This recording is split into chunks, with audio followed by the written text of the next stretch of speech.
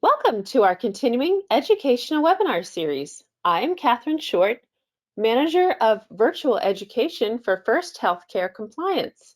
At First Healthcare Compliance, we help you with a comprehensive compliance management solution tailored to your business, a hospital, hospital network, healthcare practice of any size, billing company, or skilled nursing facility, and we help manage every aspect of a compliance program, and our training library provides hundreds of modules that are easy to assign and track. As part of our complimentary educational webinar series, we bring you experts from around the country to discuss relevant topics in the healthcare industry. We are so pleased to have Rachel V. Rose, JD, MBA, a principal with Rachel V. Rose, attorney at law, P.L.L.C, Houston, Texas, with us today. Ms. Rose has a unique background, having worked in many different facets of healthcare securities, cybersecurity, as well as international law and business throughout her career. Her practice focuses on a variety of cybersecurity, healthcare, and securities law issues related to industry compliance and transactional work, as well as plaintiffs in Dodd-Frank False Claims Act whistleblower claims. In addition to being extensively published and a sought-after presenter and quoted expert, Ms. Rose holds an MBA with minors in healthcare entrepreneurship from Vanderbilt University and a law degree from Stetson University College of Law, where she graduated with various honors, including the National Scribes Award and the William F. Blues Pro Bono Service Award. Ms. Rose is licensed in Texas, is admitted to practice before all state courts as well as the United States Supreme Court, the District Court for the District of Columbia, and all 4 federal court districts in the state of Texas. She is a fellow of the Federal Bar Association, and currently she is the chair of the Federal Bar Association's Government Relations Committee, a board member of the Federal Bar Association's Ketom section, the co-editor of the American Health Lawyers Association Enterprise Risk Management Handbook for Healthcare Entities, 2nd edition, as well as co-author of the books The ABCs of ACOs and What Are International HIPAA Considerations. She has been named consecutively to Texas Bar College and the National Women Trial Lawyers Association Top 25 and Houstonia Magazine's Top Lawyers for Healthcare. In 2019, she was also named the Trial Lawyer Association's Top 100, as well as First Healthcare Compliance's 2019 Top Presenter. Ms. Rose is also an affiliated member with the Baylor College of Medicine's Center for Medical Ethics and Health Policy, where she teaches bioethics. See www.rvrose.com for additional information. Before we begin, I would like to mention at First Healthcare Compliance, we strive to serve as a trusted resource for compliance professionals, and every month we celebrate their hard work and dedication with our Compliance Super Ninja recognition. Today, our team is turning the spotlight on Super Ninja Robert Connolly, Chief Executive Officer at Pinnacle. Robert says the ability to assist patients in obtaining outstanding ear, nose, and throat care by our providers is what he enjoys most about working at Pinnacle. Congratulations, Robert. Our team is honored to have the privilege of working with you. A copy of the slides is available for download on the control panel. Feel free to submit questions into the question box on your control panel during the presentation. We'll address questions at the conclusion. Your PACOM and PMI CEU certificates will be emailed to you following the broadcast. Additional CEU opportunities will be available to BC Advantage members following the live broadcast. See their website for details. So Rachel, a very warm welcome. I always love your presentations and talking with you and listening to what you have. So thank you so much for being here today. Catherine, thank you for having me for another engaging session. I always enjoy the topics as well as our chats at the end. So with that, I'm going to begin. As you mentioned, today I'm talking about the Dobbs Opinion, the repealing of Roe, and the impact on privacy. Like any presentation, This is not complete without the requisite disclaimer. The information presented is not meant to constitute legal advice. Consult your attorney for advice on a specific situation. The information presented is current as of the date of the original recording of the presentation, and given the dynamic nature of the topic, participants are encouraged to check relevant government websites and case updates as well as legislative websites for the most recent information. I'm also going to add for this presentation that I appreciate that the underlying issue of abortion is emotionally charged. That is not the topic of today's presentation. Specifically, it's to focus on the language of what occurred, as well as the right of privacy, understanding the privacy implications of the Dobbs opinion, which repealed Roe. Appreciate the nuances of some of the majority and dissent's positions. And I say that because whenever I read through the majority and the dissent's opinion, the word privacy does not appear very often, in fact, under 10 times. So that's why looking at the implications from a constitutional standpoint, as well as from a privacy standpoint, HIPAA really does play a vital role here, including the 18 identifying factors, which we'll get to in a minute. Another branch of this that is affected is data collection. And as many of you may be aware, there have been legislative initiatives at least introduced both at the federal level as well as at various states levels.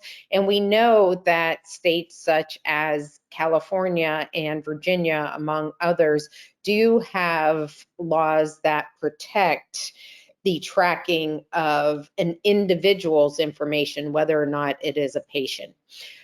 Lastly, we're going to learn from some current initiatives taken by various federal branches of government, and some even before the Dobbs opinion was released officially on July 8th, and various states and private companies, as well as the impact on privacy and healthcare rights for all individuals.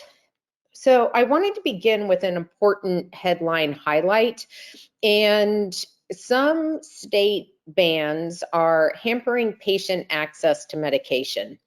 And in July, approximately a week after the Dobbs opinion was released, Reuters reported that women in states that have enacted abortion bans have actually had issues getting access to basic medications, which are not even prescribed by OBGYNs in a majority of instances.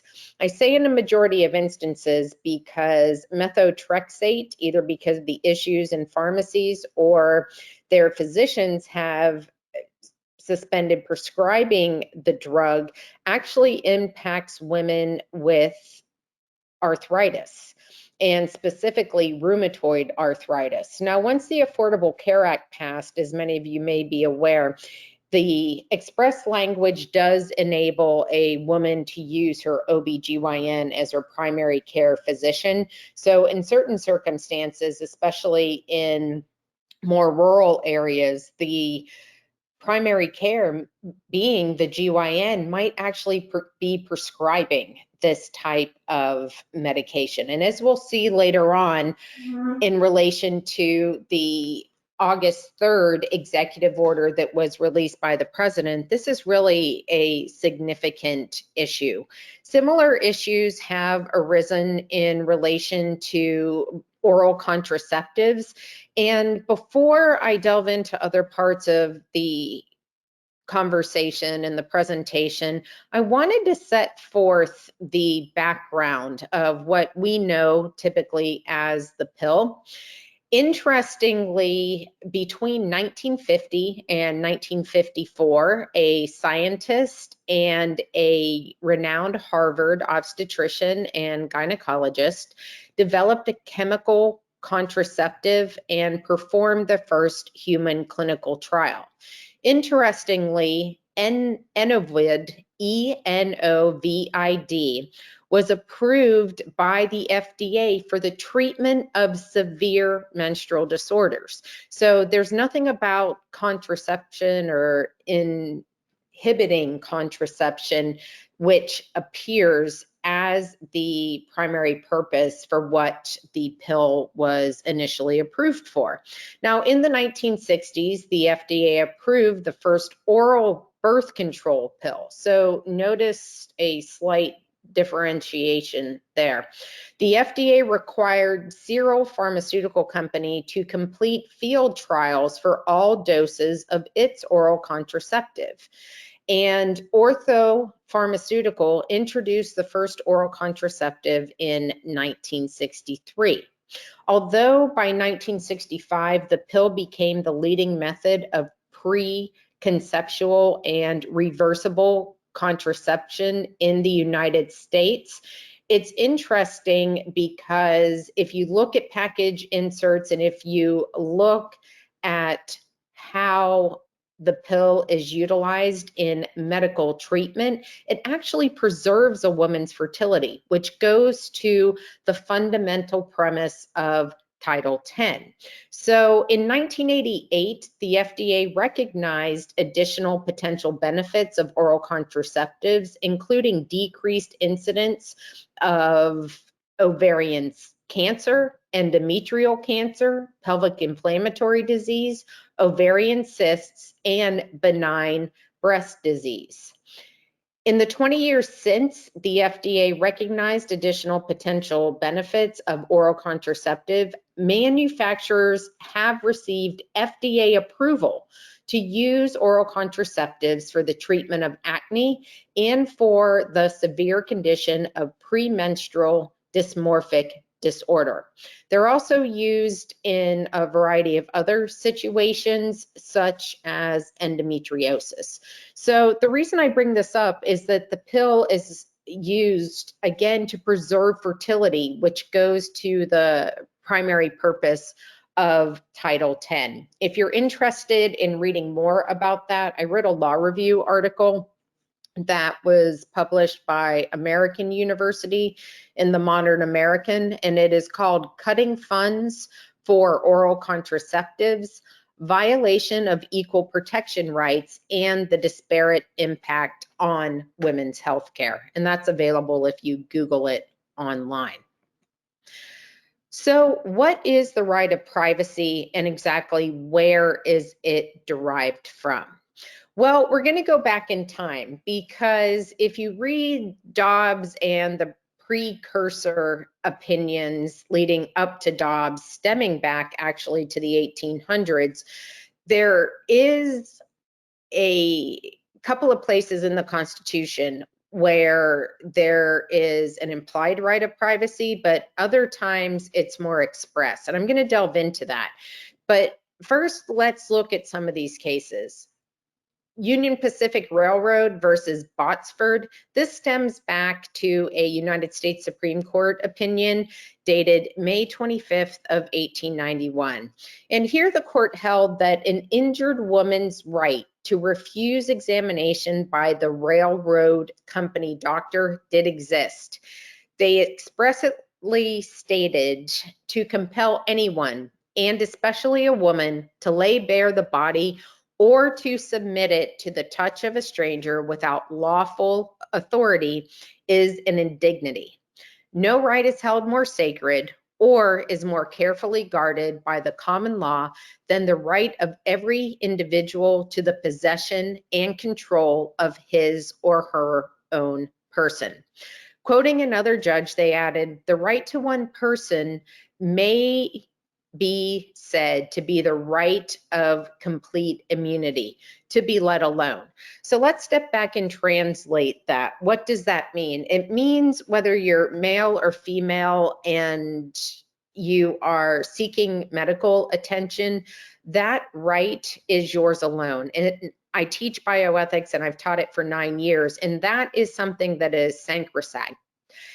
It goes to the heart of decision-making capacity and the ability to provide informed consent. And as we'll see later on in the presentation, there are areas where it is the patient's right to leave against medical advice and to not want to consent to something. But there's also, and this has existed for a long time, if there is a moral objection by physicians in certain circumstances, then they don't need to perform a certain procedure. Having said that, once we delve into the variations of what the differences between a ruptured fallopian tube, a DNC, and a DNE. Hopefully this provides more context in terms of what an elective abortion is and what is not necessarily an elective abortion, but a medical emergency or something that is tied directly to a medical condition. The US Constitution does have privacy provisions, and one of my favorite cases from law school is Griswold versus the state of Connecticut, which was heard by the Supreme Court in 1965. This is the first declaration of a right of privacy as implicit in the Constitution and involving the choice to use contraception. The rationale for finding a constitutional right of privacy was evidenced repeatedly in the Constitution's text by specific guarantees. Now, the three amendments that the justices looked at, and specifically Justice William Douglas's majority opinion pointed out, were the Fourth Amendment's protection of persons, papers, and effects from government searches, the Third Amendment's bar against quartering soldiers in private homes, and the Fifth Amendment's guarantee against compelling individuals to surrender evidence against themselves. So here, as we say, it's implicit. And the Fourth Amendment reflects a heightened concern with privacy. The Third Amendment's privacy in the home, and that's something we'll see in Lawrence versus the state of Texas and some other cases. And then the Fifth Amendment's guarantee against compelling individuals to basically testify against themselves. So what about the seminal opinions, Roe versus Wade, which was decided in 1973, and then subsequently Planned Parenthood versus Casey? Casey was the governor of the state of Pennsylvania, which was heard in the Supreme Court opinion was published in 1992. Well, with Roe v. Wade, it provided a constitutional right to an abortion and relied upon the right of privacy. Primarily the same rights of privacy that were articulated in Griswold versus the state of Connecticut were used as the basis for the opinion and the ruling in Roe. In 1992, specifically footnote 20 looked at a couple of items. At first, it looked at being informed about the availability of information relating to the consequences to the fetus, and that does not interfere with the constitutional right of privacy between a pregnant woman and her physician, since the doctor-patient relation is derived from the woman's position and does not underlie or override an abortion right. Basically, what it did was to say you need to give the woman all of her options, and in order for her to make an informed decision, in order for her to give informed consent to the abortion, the literature on terminating the pregnancy and the literature in moving forward with the pregnancy, as well as any specific conditions that a woman may be facing or the fetus may be facing, should all be included when a woman is trying to make an informed decision of what route she needs to take. Moreover, the physician's First Amendment rights not to speak are implicated only as part of the practice as medicine, which is licensed and regulated by each individual state. There is no evidence here that requiring a doctor to give the required information would amount to a substantial obstacle to a woman seeking an abortion. And again, as an attorney who teaches bioethics, having all of the information needed, just like a person who's going in for cancer treatment would need to make an informed decision, is very similar from my vantage point. Now, if we look, again, I mentioned informed consent, and it comes up expressly in Casey. Section 3205's informed consent provision is not an undue burden on a woman's constitutional right to decide to terminate the pregnancy. To the extent Akron 1, which is a Supreme Court case, and Thornburg, which is also a Supreme Court case, find a constitutional violation when the government requires, as it does here, the giving of truthful, non-misleading information about the nature of the abortion procedure, the attendant health risks and those of childbirth, and the probable gestational age of the fetus. Those cases are inconsistent with Roe's acknowledgement of an important interest in potential life and are overruled. And for those of you who may be more familiar with what is required of informed consent, the patient really has to have an understanding. They have to be able to reason, and there has to be an assimilation before they can provide that consent. So again, the first prong is determining whether or not the individual has decision-making capacity, and if the person does, then it goes into the next prong. There are also areas to look at as well whenever one considers privacy rights of minors, and there are certain situations in certain states where consent from a parent is not needed, either in the treatment of certain mental health disorders, substance use disorders, and or sexually transmitted diseases or pregnancy. The public policy behind that is that they want individuals to seek help of a medical professional. There could also be abuse involved or incest or rape, and that's something that the public policy dictates that they want people to get medical care and attention. So privacy in medicine, I mentioned the individual's right to leave against medical advice or to not take a treatment that may be recommended.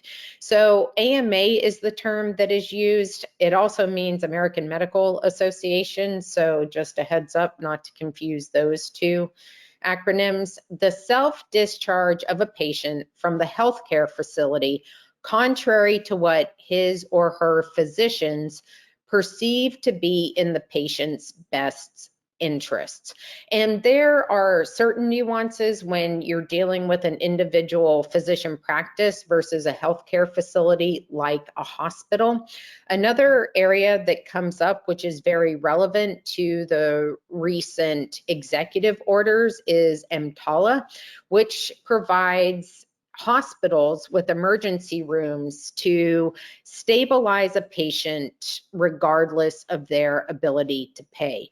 So hypothetically, if a woman comes in with an ectopic pregnancy, knowing that it's about to rupture at some point, stabilizing that patient or turning them away literally means the difference between life and death. And unfortunately, because of the repealing of Roe, there have been instances in certain states where physicians have said, wait until the fallopian tube ruptures and then come to the hospital.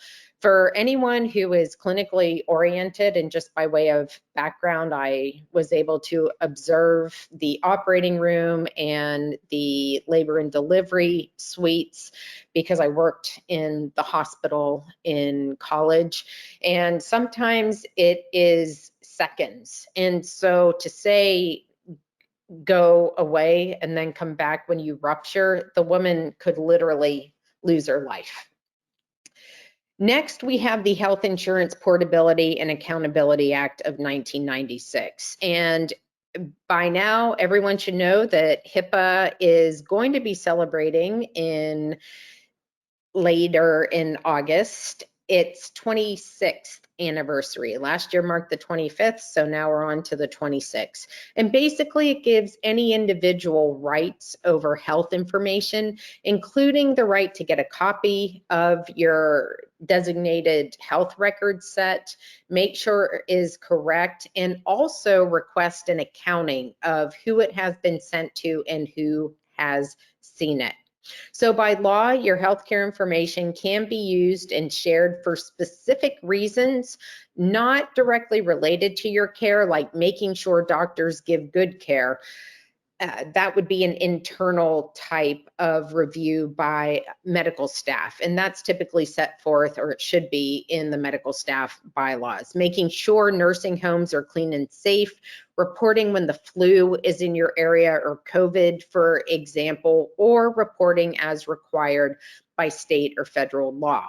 So in most instances, an individual can find out who has seen their health information. So the privacy implications of the Dobbs opinion. So Dobbs versus Jackson Women's Health Organization was decided on June 24th of 2022. And the Constitution it was held that the Constitution does not confer a right to an abortion. Roe v. Wade and Planned Parenthood of Southeastern Pennsylvania are overruled. The authority to regulate abortion is, quote, returned to the people and their elected representatives. So what does that mean? It means that it came out of federal purview in certain circumstances, and that's what's really interesting about the executive orders, because there are certain circumstances where in fact federal law is implicated and returned it to the state. So here there's definitely going to be some challenges between state constitutions and federal constitutions and state and federal laws as well. So those are definitely the types of cases to keep on your radar. From a factual and a procedural posture standpoint, Mississippi has what's known as a Gestational Age Act that provides that except in medical emergency or in the case of severe fetal abnormality, a person shall not intentionally or knowingly perform or induce an abortion of an unborn human being if the probable gestational period of the unborn human being has been determined to be greater than 15 weeks. If we step back for a moment and look at the express language, except in a medical emergency or in the case of a severe fetal abnormality. Now, a medical emergency could be an ectopic pregnancy. It could be a severe rupture. It could be that the fetus has stopped breathing in utero.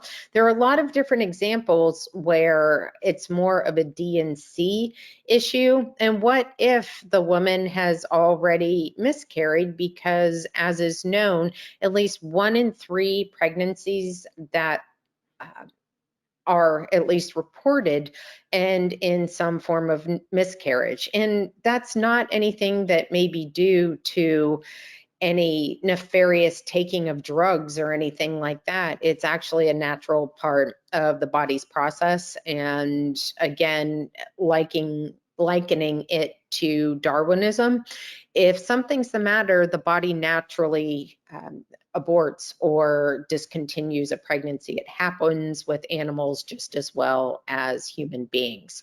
So here the respondents, the Jackson Women's Health Organization, an abortion clinic, and one of its doctors challenged the act in federal district court, alleging that it violated this court's precedents, establishing a broad constitutional right to abortion, specifically honing in on Roe and Casey.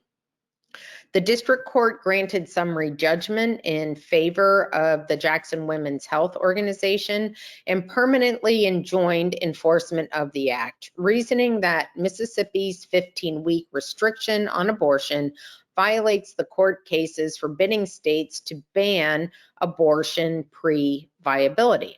The Fifth Circuit also affirmed, and what went before the Supreme Court was the petitioner, being the state, defend the act on the grounds that Roe and Casey were wrongfully decided and that the act is constitutional because it satisfies rational basis review.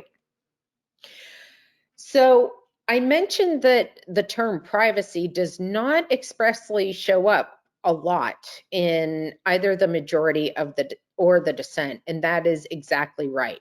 So here the majority honed in on Roe held that the right to privacy stems from the first, freedom of speech, the Fourth, the Fifth, the Ninth, and the 14th Amendments. The majority held that Roe and Casey were wrongfully decided.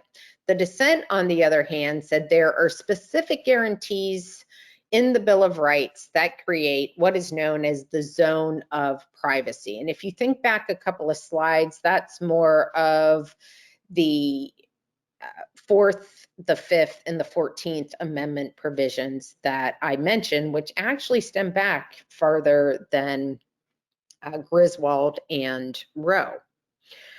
So what are some of the HIPAA nuances? And for my perspective, this is probably one of the most pragmatic parts of the presentation because all covered entities, business associates, and subcontractors have to deal with HIPAA. And under the HIPAA privacy rule, we as patients have fundamental rights. So HIPAA does play a critical role in protecting PHI. And as we know, part of that is the disclosure of PHI. Now, PHI itself is defined as the past, present, or future medical diagnosis, treatment, or billing that connects a covered entity with a patient. So here, HIPAA includes what are known as 18 identifying factors of personally identifiable information. Some of them are sensitive, some of them are not.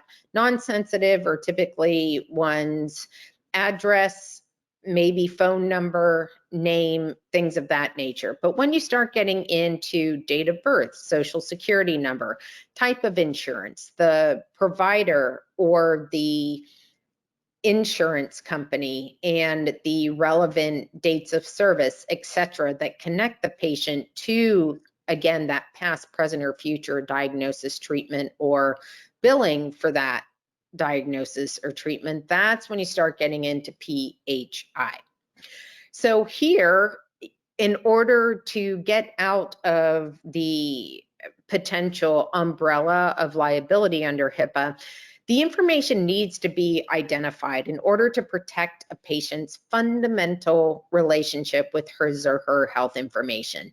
And the doctor-patient relationship stems back a long time, as well as the rights to one's body. That's why assault and battery can occur in a medical situation as well. So the HIPAA privacy rule protects most individually identifiable health information held or transmitted by a covered entity or business associate in any form or medium, whether electronic, paper, or oral. And I'll sidestep for a moment because, as many of you are aware, the security rule only relates to electronic protected health information.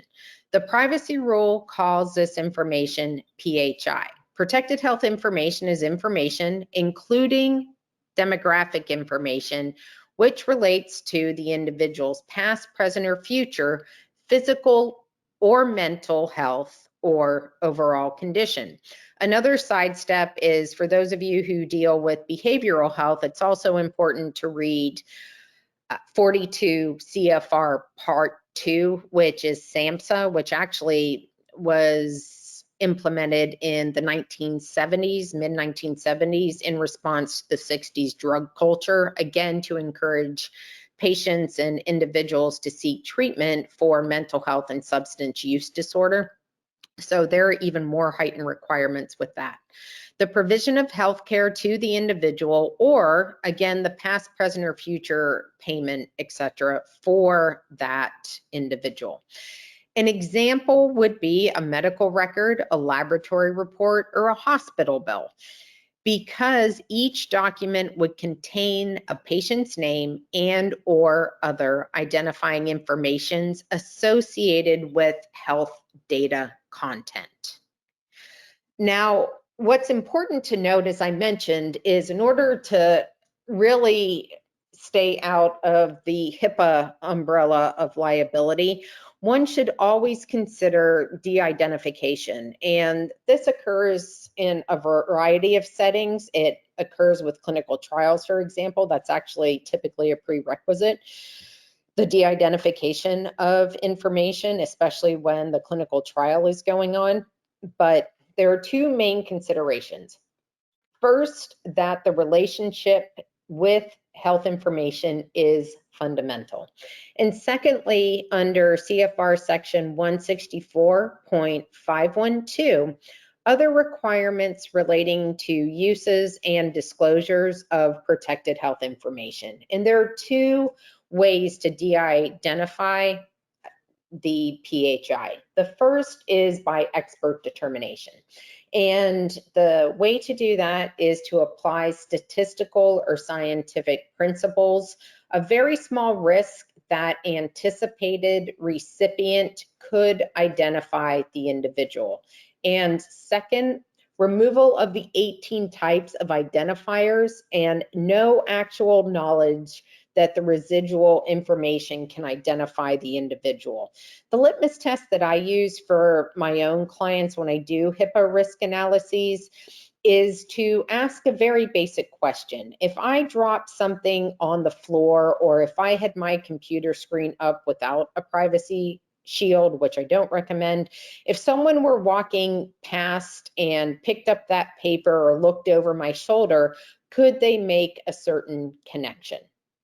And that's something, especially if items are printed out or you're working outside of a workstation, for example, on a patient floor, or you're checking someone out in a physician offices, it's imperative to make sure that the positioning of the screen does not violate another individual's right of privacy. But if you're working on something else, just make sure that the appropriate redaction has been done. Again, a great litmus test is if you drop something on the floor or someone looks over your shoulder, can they tell and make the connection between the patient and, again, the definition of PHI?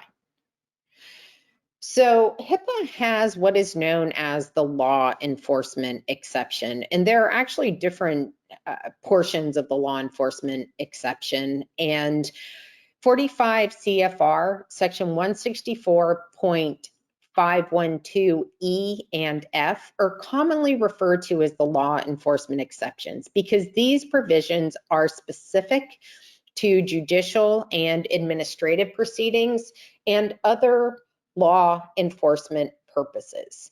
I'm going to give a little bit of context here, as a number of state Supreme Courts have actually rendered opinions on HIPAA in the context of not only inappropriate access, but the Supreme Court of Connecticut in the Byrne case is very specific as to a subpoena. So here is an example of a civil case. This is not a case that was brought by the government. It is a civil case with two private litigants where the plaintiff, who learned she was pregnant, expressly stated to a provider not to release her protected health information to the child's father, with whom she was no longer in a relationship.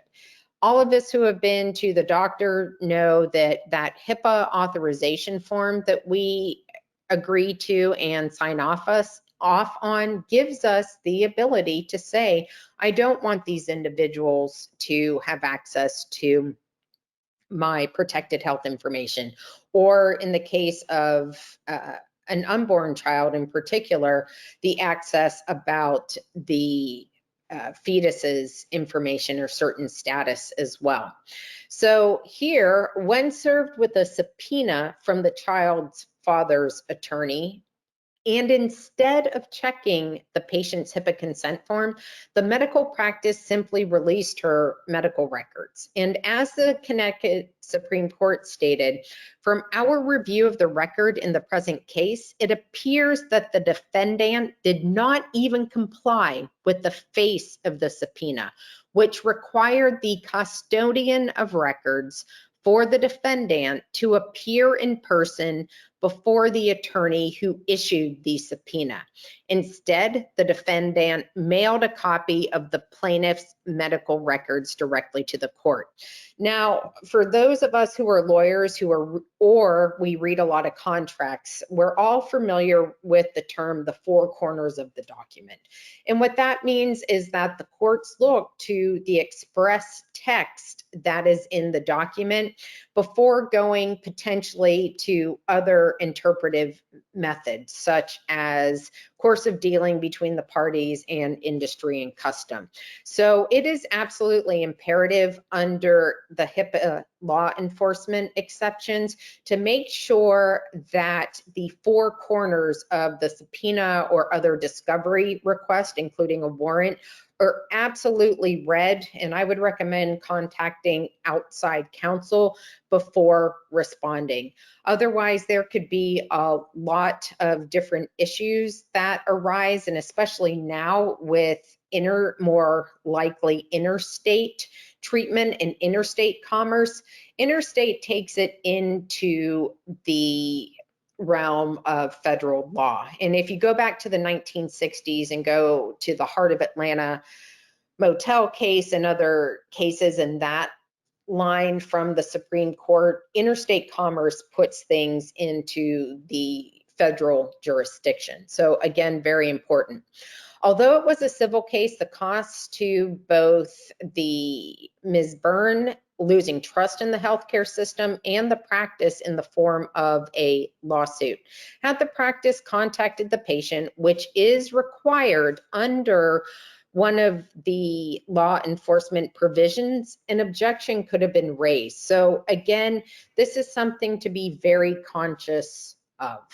Another issue that arises is by withholding certain types of medication, there could be withholding treatment and other issues which really could unfortunately land a provider in hot water. And again, as someone who teaches bioethics, what is going on right now does put providers in a precarious position in certain states, which is really unfortunate because it's the patient care, even in situations where the drug, as I mentioned earlier, for rheumatoid arthritis, which is an autoimmune condition, is prescribed and has been available for over 30 years for a very different purpose.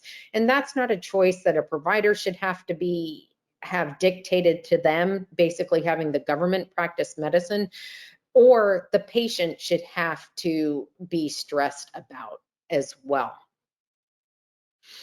The law enforcement exception for 164.512F12AB enables a covered entity to respond with information consistent with either a court order or a court-ordered warrant or subpoena or summons issued by a judicial officer or a grand jury subpoena. Now, this is critical to read this in pari materia or in conjunction with the other sections, which is similar and requires that when a covered entity receives a subpoena, discovery request, or other lawful process, another lawful process could be a grand jury subpoena, for example, or a warrant, that is not accompanied by an order of a court or administrative tribunal, then the covered entity must obtain satisfactory assurance that the party seeking the PHI or any portion thereof of the designated record set has taken reasonable efforts to ensure that the individual who is subject of the PHI that has been requested has been given notice of the request, or that the qualified protective order meets the aforementioned requirements of 164.512 E1 5. So that's important. Again, there are due process considerations, and that's why it's imperative to consult an appropriate type of attorney when reviewing a subpoena, because something could be void for vagueness on constitutional grounds. It may be inaccurate, or there may be certain steps that a covered entity needs to take, such as, was the patient given notice?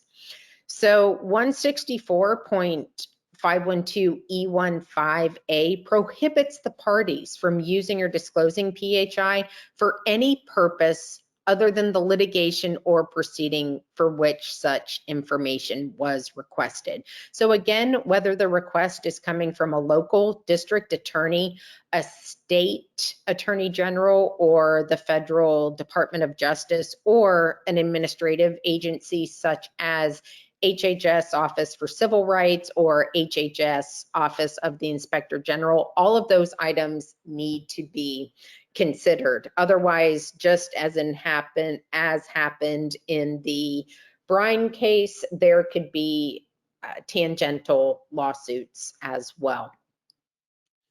Now, the HIPAA privacy rule and the disclosure of information relating to reproductive health, in the wake of the Dobbs opinion being released, HHS released a bulletin, and it's available online, and it's actually called what is on the screen. So with limited exceptions, medical clinics, physicians, and other healthcare providers are not required, and in many cases not permitted, to disclose patients' private information, even to law enforcement authorities. Even if the law enforcement exception is invoked, again, as we just saw on the previous slides, there are safeguards in place, and due process is something that is always something to consider. Now, a couple of highlights from the HHS OCR's posting is that, one, the covered entities and business associates, and as we know by definition, a subcontractor is a type of business associate. These regulated entities can use or disclose PHI without an individual signed authorization, only as expressly permitted or required by the privacy rule. So as we saw during COVID, a great example of that is for communicable diseases. It happens with AIDS and STDs. Typically that goes either local, definitely state, and to the CDC ultimately, in order to track outbreaks and the ability to cross-contaminate and have a pandemic type situation, or at least an outbreak. The privacy rule permits, but does not require, covered entities to disclose PHI about an individual for law enforcement purposes pursuant to process and as otherwise required by law. So as we just said, there are certain requests which may be valid, which may meet all of the requirements of the privacy rule and due process. But again, make sure that your organization is checking all of the boxes under 45 CFR 164.512 E and F, and the subsections of both of those sections. In the absence of a mandate enforceable in a court of law, the privacy rule's permission to disclose PHI for law enforcement purposes does not permit a disclosure where a hospital or another healthcare provider's workforce member chooses to report an individual's abortion or other reproductive health care. That is a breach right there. And that has been held true. If you go to the St. Mary's case, which is a case that the West Virginia Supreme Court heard, and it was denied cert by the US Supreme Court. But basically, in that situation, a healthcare worker went in and viewed the mental health records of an individual that was known and reported that out. All of that is completely impermissible. That is not within any healthcare worker's right to do. So a couple of examples which I think really bring this all together from HHS are a law enforcement official goes into a reproductive health care clinic and requests the records of abortions performed at the clinic. If the request is not accompanied by a court order or other mandate enforceable in a court of law, the privacy rule would not permit the clinic to disclose PHI in response to the request. Therefore, such a disclosure would be impermissible and constitute a breach of unsecured PHI, requiring notification to HHS and the individual affected. Again, going back through that checklist and consulting outside counsel is absolutely imperative. Second, a law enforcement official presents at a reproductive health care clinic with a court order requiring the clinic to produce PHI about an individual who has obtained an abortion. Because the court order is enforceable in a court of law, the privacy rule would permit, but not require, the clinic to disclose the requested PHI. The clinic may disclose only the PHI expressly authorized by the court order. So again, read the four corners of that document. Remember the minimum necessary rule. And also the term abortion, I mentioned a D&E, a D&C, and then a procedure such as a ruptured fallopian tube. Typically a D&C is something that is medically necessary. Often it's done to clean out a woman's endometrial lining, which is the lining of the uterus, which is shed monthly during menses for women with endometriosis or severe types of PMDD, which I mentioned. It could really be problematic. Is that an abortion? No. What if a woman has already miscarried and the lining just needs to be cleared so that she can, in fact, have less issues due to tissue accumulation as well as scarring? Well, in that instance, is that really an abortion? Doubt it. But depending on how the states may view it, in some states, as we know, whether it is Texas, Louisiana, Georgia, or Idaho, for example, their definitions of abortion may be different. A D&E is typically an elective abortion, which is where there are some medically necessary situations or situations where the mother's life may be in danger or the fetus may be severely compromised or deformed. Again, that goes back to what was at issue in Dobbs with the Mississippi state law. So not everything is an abortion used for birth control, and that's just something to bear in mind as well. Lastly, there is a procedure, just typically it's emergent for an ectopic pregnancy because once fallopian tube ruptures, depending on the size of the growth inside the fallopian tube, that can be very, very problematic. So again, you need to look to state law, especially now that Dobbs reverted control over abortion, so to speak, in most circumstances, not all, as I mentioned, EMTALA, to the states. So here are some disclosures from various medical associations, and this is important because when you talk about negligence or recklessness in particular, there's duty, breach, causation, and damage. Oftentimes a standard, which isn't a law, is used as the duty being established in the breach of that duty. So according to the AMA and ACOG, as it's called, it would be inconsistent with professional standards of ethical conduct to make such a disclosure of PHI to law enforcement and others regarding an individual's intent, interest, or prior experience with reproductive health care. So obviously reproductive health care is a very vast area. And more importantly, reproductive health care impacts men as much as it does women. So that's just something to be aware of here. I put an example which is similar to one of the other examples, but that came out of this particular guidance. And again, it can result in a potential breach requiring notification to HHS. So on July 8th, an executive order was released, and it stated there was the executive order and a fact sheet, and the fact sheet is actually great. It said that fundamental rights to privacy, autonomy, freedom, and equality have been denied to millions of women across the country, with grave implications for their health, lives, and well-being. And as the July 8th, 2022 executive order further substantiates, these deeply private decisions should not be subject to government interference.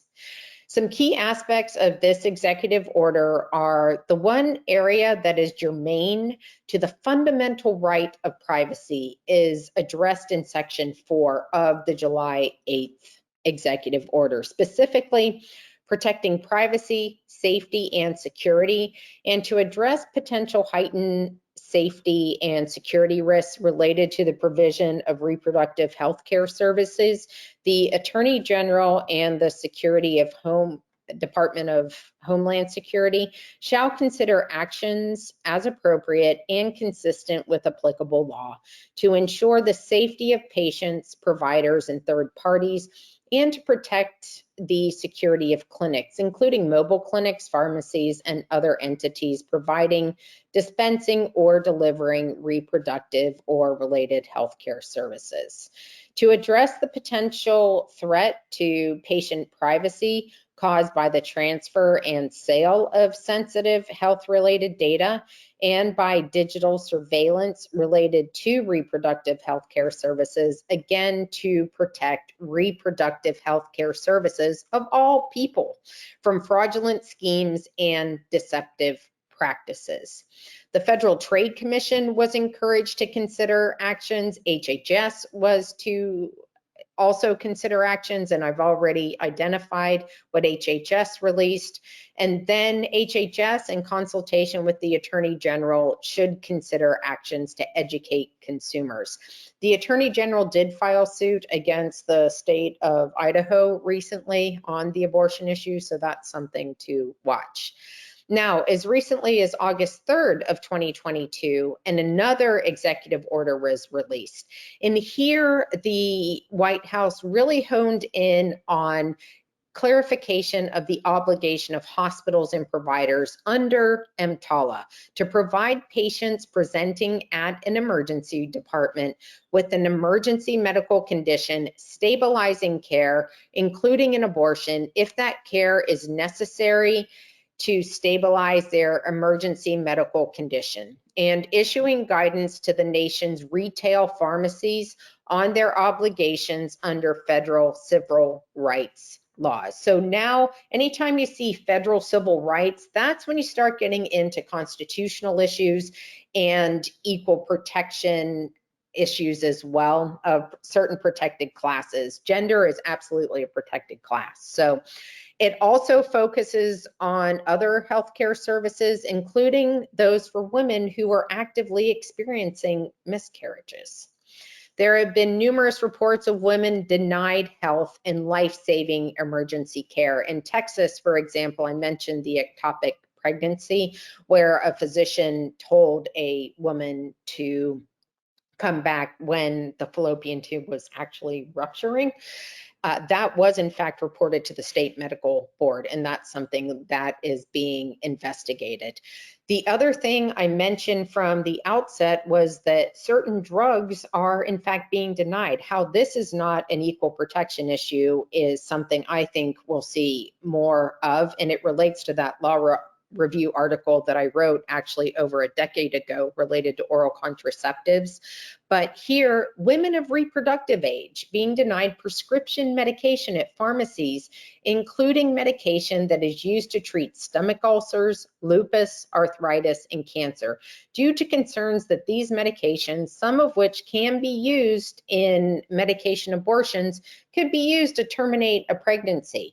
Typically, for those of you who read package inserts, there's actually either a black box or a warning in the package insert which states that a deformed fetus could happen, that birth control should be utilized in order to prevent any harm to a potential fetus. So again, that's just something to be very, very conscious of. And the fact that women are being denied medication for other healthcare reasons is pretty frightening. Introduced June 15th, 2022 by a bipartisan group of senators. The current status is introduced. The Health and Location Data Protection Act. This relates to another area of HIPAA that I'm sure many of you are familiar with. It's 164.514, and that actually relates to marketing and sale and data collection related to HIPAA. So the three key features of this bill are to ban data brokers from selling or transferring location data and health data. Again, we already have laws that are out there related to this. Second, ensure robust enforcement of the bill's protections. And lastly, provide funding to the Federal Trade Commission to act on this. This I find fascinating because it relates to not only a HIPAA type violation, but also a data collecting and selling of data type of situation.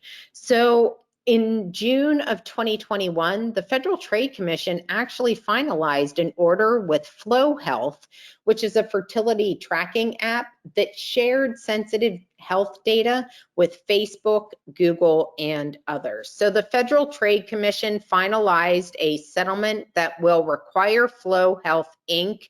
to obtain the affirmative consent of users of the company's fertility tracking app before sharing their personal health information with others and to obtain an independent review of their privacy practices. Shocking that they would have to get the person's consent in order to share that. That's something that's expressed within HIPAA. It, as well as different laws such as CCPA and other state privacy laws. So in a complaint, it actually announced that the FTC alleged that despite promising to keep users' health data private, Flow shared the sensitive health data from millions of users with marketing and analytical firms. HR 8297 is the Ensuring Women's Right to Reproductive Freedom Act. And basically, again, this extends more into the ability to redress certain fundamental rights to travel within the United States. The reason this is coming up is that certain states are saying, if you go out of the state to get health care and then come back in, and if it's a type of treatment or drug that we have precluded in this state, we can hold you liable potentially, or even criminally liable is what is on the radar for some states. So that is why Ensuring Women's Right to Reproductive Freedom Act is very important, because in states such as New England, where a woman might live in Rhode Island but might work in Boston and utilize healthcare providers in Boston, how would something like that work. So there's a lot in play there that is important, both from a privacy standpoint, a healthcare standpoint, as well as a constitutional standpoint. So as we begin to wrap up, some compliance considerations are as follows. First and foremost, for many women, employers' benefit packages may be the only way to afford a legal abortion, meaning in those states where abortion remains legal. Amazon became the latest corporation to cover employees' travel costs to seek abortion care. The company told staff it would pay up to $4,000 in travel expenses annually for medical treatment. So again, it's broad enough to cover all medical treatments, including abortions. The company's announcement echoes similar moves by Citigroup, Yelp, Uber, Lyft, etc.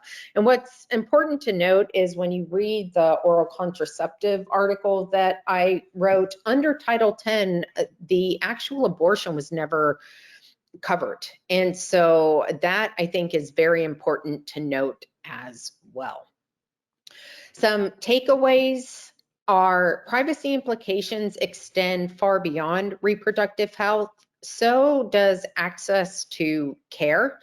Data tracking has additional protections in many states under laws such as the CCPA.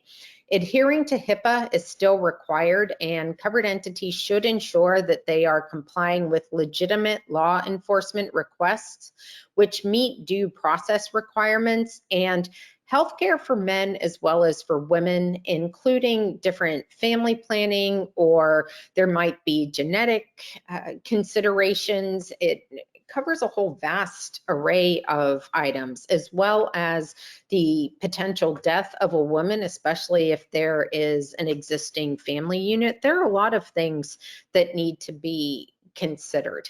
So with that, I thank you for your time and attention today. I hope that you find the emphasis on the privacy implications, as well as some potential items to keep on your radar and constitutional issues to be beneficial as you navigate this current landscape. Catherine, thank you again for having me, as well as First Healthcare Compliance. I'm happy to take any questions. This is a interesting question here. So is there a way that Dobbs can be overturned by another branch of government? Yes, as many people appreciate, we have three branches of our federal government that are set forth in the Constitution. We have Congress, we have the executive branch, which is the president and the executive agencies. And then we have our judiciary, which is defined in Article 3. Article 1 is Congress, Article 2 is the executive branch, and Article 3 is the judiciary. And what's important to note is that our system was set up to have checks and balances. So even though the Supreme Court did overturn Roe, importantly, Congress, if they have enough of the required votes on the House side and then the Senate side, can in fact pass a law that would memorialize what was permissible under Roe. Not to say that there couldn't be another challenge down the line, but that is the only way to do that. And that's why, for example, in those executive orders, what the president and the White House can do is limited. So are there other implications for withholding a drug for treatment of a medical condition because there may be used, because that drug could be used to induce an abortion?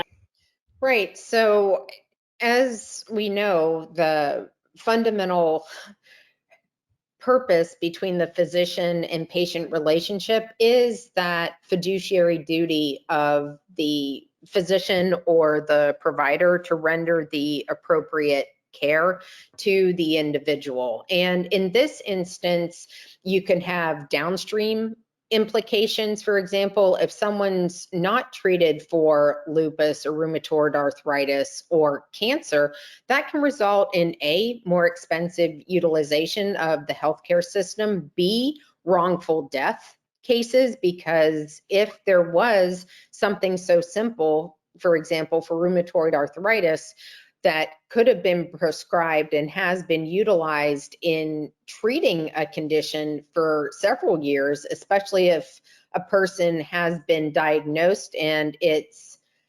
substantiated medically through, as we know, medical necessity in the medical record. It seems prohibitive to even consider that, yet we've seen it in over 30 states. So one impact is the worsening condition of a patient, which may in fact lead to death at the worst case scenario, an adverse patient outcome, or another scenario would be utilization of more expensive services and types of treatment. For cancer, for example, is a very valid example of that. In terms of constitutional issues, I think we could see, and the executive orders went into this, Catherine, certain populations, typically it's more socioeconomic driven than anything else, but don't have the same access to care for a variety of different reasons. As we talked about in other webinars that I've done, there are only a certain number of certain types of specialists. That's why we have a certain number of level 1 trauma centers, so that those specialists can be concentrated in the areas where there's the greatest population, because there's a limited number. So if you think about rural areas or people without means to get to a provider, that could be a significant impediment. And if they happen to find in certain areas that there is a certain race or gender or religious group, that puts us into heightened scrutiny under equal protection in the Constitution. So that's absolutely another area to look at. And as I mentioned, even with the withholding of those drugs, they're women of reproductive age. It really doesn't get much more express and discriminatory in that. And oral contraceptives perplexes me as well, because they're indicated for other reasons. So how it became this, it's only for birth control, is absolutely perplexing to me, because it was never invented only for that. It was actually, as we know through Title 10, utilized to preserve a woman's fertility. All right, well, I think that we are just about out of time. I know we have more questions, but I appreciate that you have your contact information here. So I wanted to really thank you for being here today, presenting on this really timely subject and important subject. So thank you so much, Rachel. Very much appreciate that. No, my pleasure, Catherine, as always. Okay, and did you have any other final thought on this subject for our webinar? No, the only thing that I would say that and it can be difficult, is to keep emotion out of it and focus on what the substance, for example, of a subpoena is, or what's being requested, and don't jump to conclusions that just because someone is using a drug for a certain purpose, that it is not for an abortion, even though, let's face it, there are a lot of drugs that a person could take and a spontaneous abortion can occur. That just doesn't make any sense. So in this particular area, because it is so sensitive and it is emotionally charged, I would step back, look at the plain language of what's being requested, think about what an organization may want to put in its policies and procedures, and it's absolutely imperative to consult both the relevant federal laws as well as state laws. Okay, thank you. That's wonderful advice. Attendees, please use the contact information on the screen for any questions. If you think of any later, we'll forward them on to Rachel. Please remember your PACOM and PMI CEU certificate will be emailed to you from within 2 days following the broadcast. There's no need to request it. You can also register for future webinars or request a demo of our compliance solution on our website at firsthcc.com, or call us at 888-543-4778. and thank you for joining us.